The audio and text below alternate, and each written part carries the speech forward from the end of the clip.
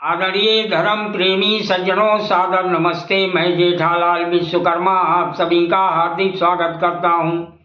महाभारत के आदि पर्व का ये अध्याय 34 है। महर्षि वैशंपायन जी कहते हैं, हे राजन जन्मेजय जी, तब राजा धृतराष्ट्र ने विदुर से इस प्रकार कहा, हे विदुर, शांतनु नंदन भीष्म ज्ञानी है और भगवान द्रोणाचार्य तो ऋषि ही हैं, अतः इनका वचन परम हितकारक है। तुम भी मुझसे जो कुछ कहते हो वो सत्य ही है। कुंती के वीर महारथी पुत्र जैसे पांडु के लड़के हैं, उसी प्रकार धर्म की दृष्टि से वह सब मेरे भी पुत्र हैं, इसमें संशय नहीं है। जैसे मेरे पुत्रों का ये राज्य कहा जाता है, उसी प्रकार पांडु पुत्रों का भी ये राज्य है, इसमें भी संदेह नहीं है।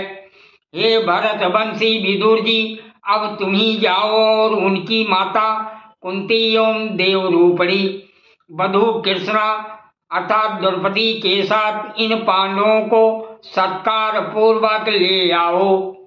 महर्षि वैशंपायन जी कहते हैं, हे राजन जन्मेजय जी, तब राजा धृतराष्ट्र की आज्ञा से विदुर जी द्रौपदी, पांडव तथा महाराज यज्ञसेन राजा द्रुपद के लिए नाना प्रकार के धन रत्नों की भेंट लेकर राजा द्रुपद और पांडवों के पास गए।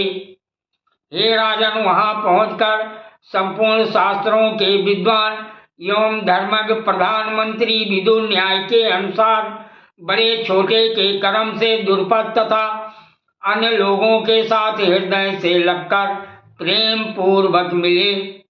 राजा द्रुपद ने भी धर्म के अनुसार विदुर जी का आदर सम्मान किया।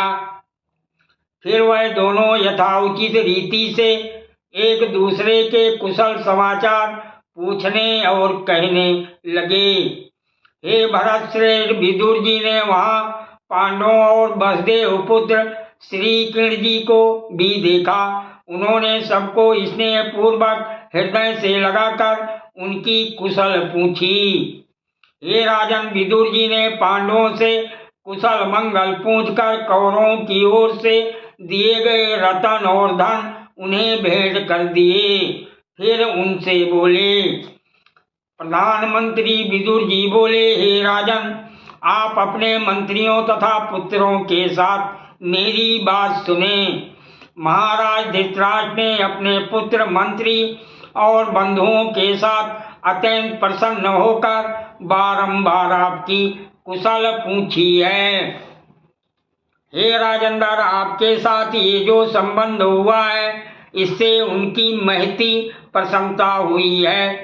हे यज्ञसेन अर्थात हे महाराज द्रुपद, उन्हें राज्य की प्राप्ति भी उतनी प्रसन्नता देने वाली नहीं जान पड़ी जितनी प्रसन्नता आपके साथ संबंध का सौभाग्य पाकर हुई है। ये जानकर आप पांडवों को हस्तिनापुर भेज दें।